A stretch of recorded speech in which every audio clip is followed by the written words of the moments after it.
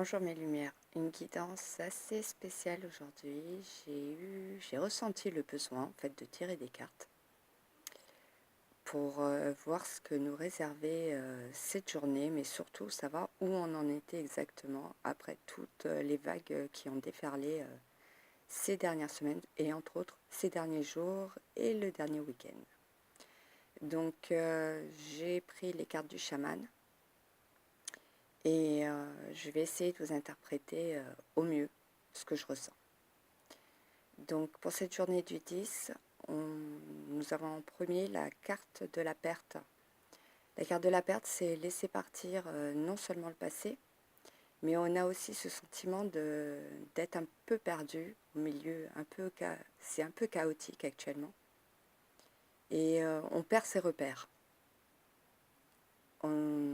C'est laisser partir aussi beaucoup de personnes qui n'ont plus lieu d'être, s'accrocher à des souvenirs, des illusions surtout. Pour la deuxième, nous avons l'honneur. Donc en laissant partir tout ce qui n'a plus lieu d'être, tout ce qui touchait entre autres à notre ego, tout ce que nous voulions, nous désirions, on retrouve notre intégrité, notre honneur, ce que l'on veut vraiment, ce qui nous fait vraiment du bien et non ce que les autres voulaient pour nous. En troisième, nos dons. Vous avez dû le ressentir. Vos dons se sont amplifiés, sachant que, bon, je le rappelle bien, nous avons tous des dons, tous des capacités. Certains ne les ont pas encore développés, d'autres n'y croient pas trop, donc automatiquement les dons sont en stand-by, mais on a tous le côté médiumnique en nous. On ressent, on a toujours cet instinct qui est là.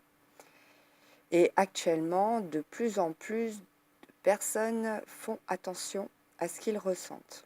Que ce soit au niveau du plexus solaire, lorsqu'on ressent un mensonge ou quelque chose qui n'est pas forcément bon ou qui est négatif. On le ressent aussi au niveau de notre troisième œil qui nous titille. Vous devez sûrement avoir des maux de tête, des tournis, des nausées. Les oreilles, soit vous avez des acouphènes, soit les oreilles se bouchent. Des douleurs au niveau de la nuque. Tout ça, ce sont des symptômes que vos capacités psychiques sont en train d'émerger. Il ne faut pas en avoir peur. Il n'y a pas besoin de filer directement chez le médecin. Ne vous inquiétez pas, c'est des symptômes qui passent. Vous devez juste faire un peu plus attention à ce que vous ressentez. Ensuite, la famille, l'autonomie et le mensonge. Ne prenez pas au pied de la lettre les mots, d'accord? Là, il ne s'agit en fait que de beaucoup de non-dits au niveau des êtres qui vous sont chers. Vous vous freinez énormément au niveau des êtres qui vous sont chers, que ce soit la famille, les amis proches, en fait, toutes les personnes pour qui vous avez de la tendresse ou de l'amour. Il faut absolument que vous commenciez à vous libérer. Se libérer pour vous décharger au niveau du plexus. Tous les non-dits provoquent des maladies, que ce soit du stress, des angoisses, des peurs qui remontent. Tout ça, c'est dû au non-dit. Il est temps de vous libérer. Si vous n'arrivez pas à dire ce que vous avez à dire à une personne face à face, le mieux est de lui écrire une lettre. Alors, soit vous écrivez la lettre et vous lui envoyez, si vous sentez que cette personne est assez, on va dire, intelligente, entre parenthèses, pour comprendre que vous avez un mal-être en vous qui a besoin d'être exprimé. Si vous jugez que cette personne va réagir violemment dans ces cas-là, vous écrivez la lettre, vous la brûlez, vous la brûlez dans une casserole et les cendres, vous les jetez à l'extérieur. Ça ira vers l'univers qui se chargera de transmettre le message à ces personnes-là sous forme de rêve, sous forme de synchronicité, de messages, de signes. Quoi qu'il en soit, votre message parviendra à la personne.